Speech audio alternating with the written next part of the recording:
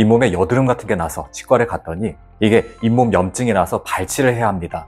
이런 말을 듣게 되시는 경우가 많이 있는데요. 이게 별로 아프지도 않은데 내 치아를 갑자기 뽑으라고 하면 굉장히 황당하죠. 하지만 아직 치아를 살릴 수 있는 방법 있습니다. 그러니 발치부터 하시기 전에 이 영상 꼭 끝까지 시청해주세요.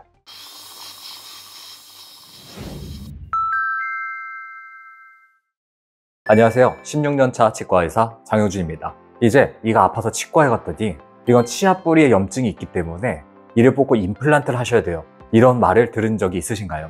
그런 말을 듣게 되면 굉장히 속상하죠. 아니, 이 겉보기에는 멀쩡한 이인데 왜 뽑아야 하죠?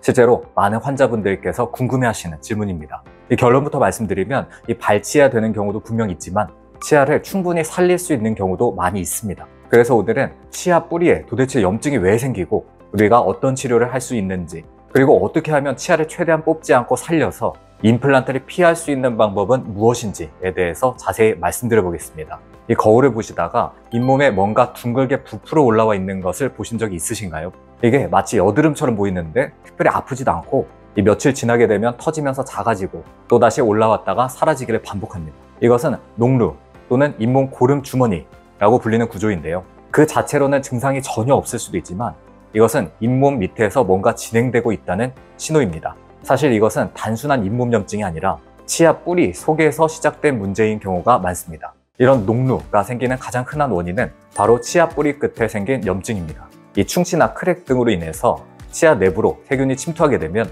이 신경이 괴사, 즉 죽게 되고요. 그 세균이 뿌리를 따라서 뿌리 끝까지 퍼지면서 잇몸 뼈를 녹이게 됩니다. 그 결과로 이 염증은 가장 약한 통로, 즉 잇몸을 뚫고 나와서 바깥쪽으로 통로를 만들게 되죠. 그게 바로 우리가 겉에서 보게 되는 고름 주머니입니다. 근데 이게 굉장히 억울하신 게 이 양치도 열심히 하고 잇몸도 잘 관리하신 분들에게도 생길 수가 있어요.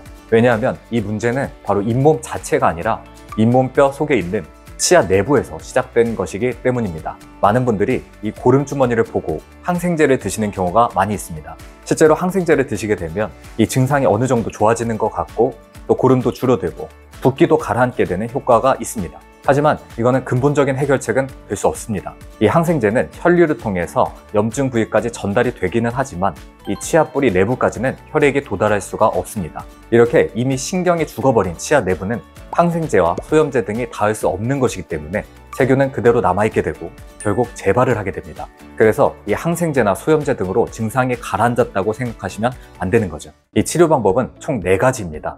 이 첫 번째로 신경치료는 이 치아 뿌리 속에 죽은 신경 조직과 세균들을 제거하고 그 내부를 깨끗하게 소독하고 밀봉하는 치료입니다. 아직 신경치료를 하시지 않은 상태에서 녹루가 생긴 경우에는 이 신경치료만으로도 문제를 해결할 수 있을 가능성이 높습니다. 즉, 염증이 아직 크지 않고 또 치아 뿌리 끝에 구조적 이상만 없다면 이 신경치료만으로도 치아를 충분히 살릴 수가 있는 것이죠. 두 번째, 재신경치료. 문제는 이미 신경치료를 받았는데도 이 염증이 재발하는 경우입니다. 이때는 치아를 뽑아야 합니다 라는 말을 많이 듣게 되십니다. 하지만 여기서 포기하지 말고 재신경치료를 고려해 보시기 바랍니다. 이 재신경치료는 기존의 신경치료로 충전되어 있던 재료 등을 제거하고 더 깊이, 더 정밀하게 이 치아 뿌리 내부를 소독하고 다시 밀봉하는 치료입니다.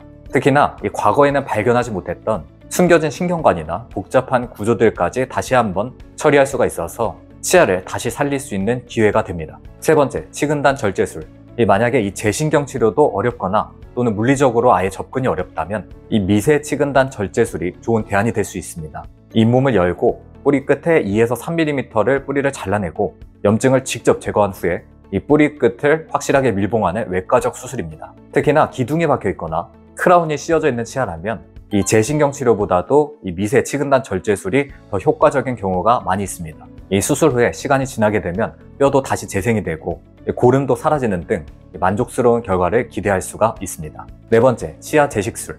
이 치근단 절제술이 불가능한 위치라면 이 치근단 절제술이 효과적인 치료이긴 하지만 이 위턱이나 아래턱의 큰 어금니 같은 경우는 이 덮고 있는 잇몸뼈가 두껍기 때문에 이 치근단 절제술이 불가한 경우도 존재합니다. 이런 경우에는 이 치아를 발치를 해서 밖에서 수술을 한 후에 다시 제자리에 심게 되는 의도적 치아 재식술도 가능합니다. 이 적절하게 잘 사용이 된다면 이 자연 치아를 최대한 보존하고 이 발치를 늦출 수 있는 유용한 방법이 될 수가 있습니다.